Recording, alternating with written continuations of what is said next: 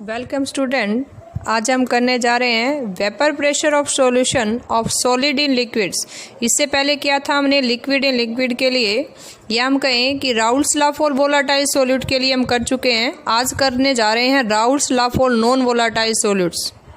Non volatile solute means हमने solid solute लेना है जिसके वेपर्स नहीं बनेंगे। That means has the solute is non-volatile in a solution, so it reduces the escaping tendency of solvent molecule into the vapor phase, so the lower the vapor pressure of a solvent। अगर किसी solution के अंदर हमने non volatile solute डाल के बनाया है तो उसमें सॉल्यूशन का वेपर प्रेशर प्योर सॉल्वेंट से हमेशा क्या मिलेगा, कम मिलेगा। आज यही केस करने जा रहे हैं हम। डायरेक्ट एग्जाम में पूछ लिया जाता है कि explain the Raoult's law for non volatile solute. So आपने इसके डेरिवेशन को भी ध्यान से करना है और याद रखना है। जैसे हम सिंपल करें कि अगर हमने किसी बीकर में प्योर वाटर ले लिया है और सेम अमाउंट उसी की तरह लेवल करके हमने शुगर सॉल्यूशन ले लिया है।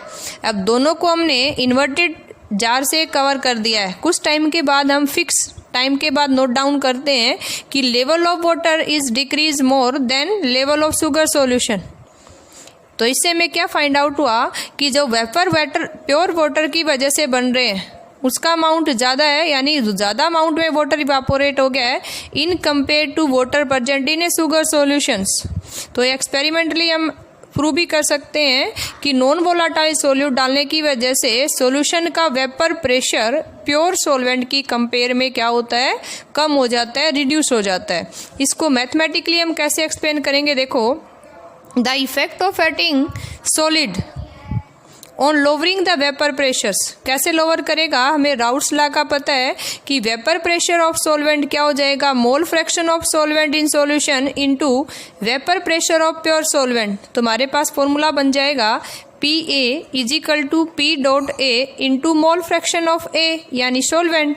अब हमें पता है कि सोल्यूट जो हमने यूज किया वो नॉन वोलाटाइल है, तो जितने भी वेपर बने वो सारे किसकी वजह से बने सॉल्यूशन में, सॉल्वेंट की वजह से।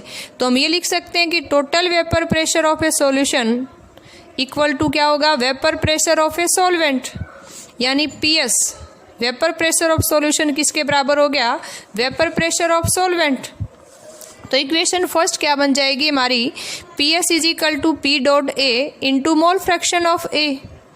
अब मान लो हमने if N2 moles of solute dissolve in N1 moles of solvent, तो हमारे पास मोल फ्रैक्शन का फॉर्मूला क्या बन गया, N1 upon N1 plus N2। इसी तरह से इस मोल फ्रैक्शन ऑफ साई A की वैल्यू इक्वेशन सेकंड में अगर पुट कर दें हम, तो हमारे पास क्या बन गया, अभी ये देखो रीअरेंज करके कि vapour pressure of solution upon vapour pressure of pure solvent PA is equal to mole fraction of solvent N1 upon N1 plus N2। अब इक्वेशन में दोनों साइड को, लेफ्ट और राइट को 1 में से सब्सट्रैक्ट कर देते हैं हम, यानी 1 minus PS upon P.A equal to क्या हो जाएगा, 1 minus N1 upon N1 plus N2। और रीअरेंज करके हमें सोल्व आउट करके क्या मिल गया अभी, P डॉट यानी vapour pressure due to pure solvent minus vapour pressure of solution upon vapour pressure of pure solvent equal to क्या हो गया, N2 upon N1 plus N2। N2 यानी number of mole of solute ऊपर है, that means हमें क्या मिल गया, मोल fraction of solute.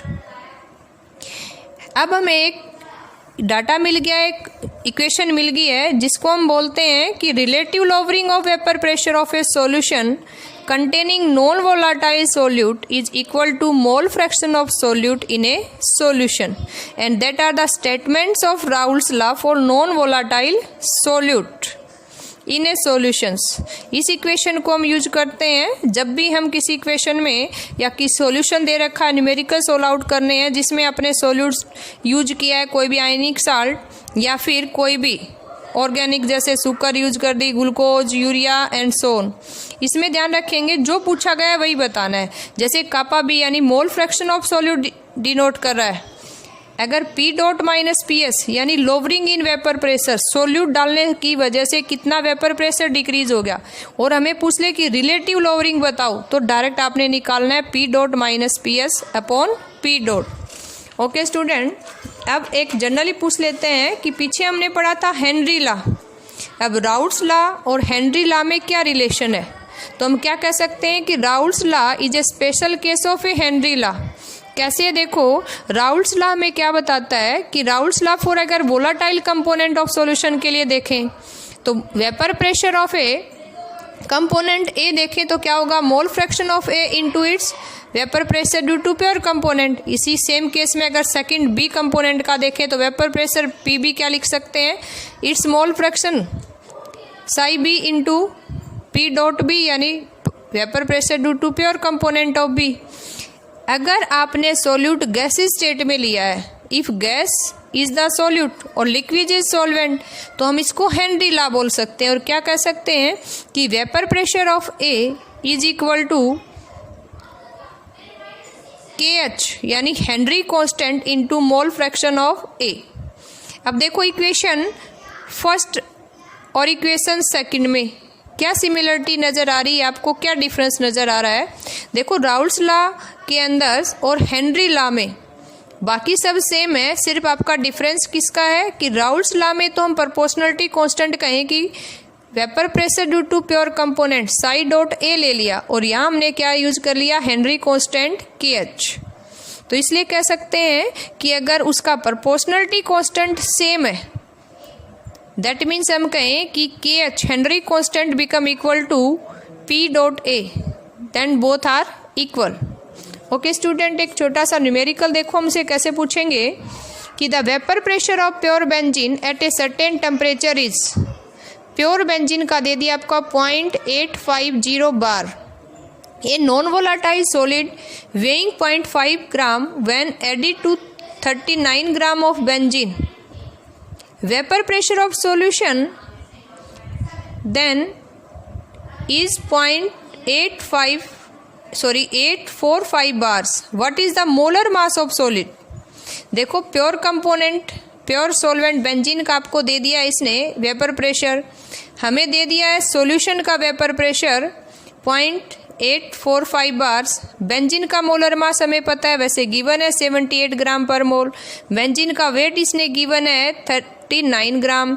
अब हमें सोल्यूट का वेट दे रखा है, उसका मोलर मास निकालना है, तो हम डायरेक्ट फॉर्मूले में पुट कर देंगे कि राउल्ट्स लॉ हमारे नॉन वोलाटाइल के लिए क्या था? P dot minus P upon P dot, यानी vapour pressure of pure solvent minus solution upon pure component equal to क्या हो जाएगा? Weight of solute upon molar mass of solute. और इनटू हम देखो, जब भी कोई नॉन वोलाटाइल के लिए डाइल्यूट है तो हम सीधा पुट कर लेते हैं N2 अपॉन N1। डिनोमिनेटर में N2 को कैंसिल आउट कर देते हैं इन कंपेयर टू सॉल्वेंट, तो हमारे पास फॉर्मूला बन गया wait of solute upon molar mass of solute into inverse करके लिख दिया molar mass of solvent upon weight of solvent.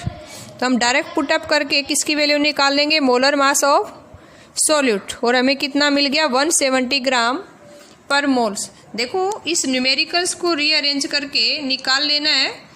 जब भी हमें मोलर मास निकालना हो तो डिनोमिनेटर में वेट आपको गिवन, अगर सॉल्यूट का मोलर मास निकालना है तो इस केस में हम मोल फ्रैक्शन के केस में मोल्स ऑफ सॉल्यूट डिनोमिनेटर में नेग्लेक्ट कर देते हैं और डायरेक्ट निकालेंगे N2 अपॉन N1।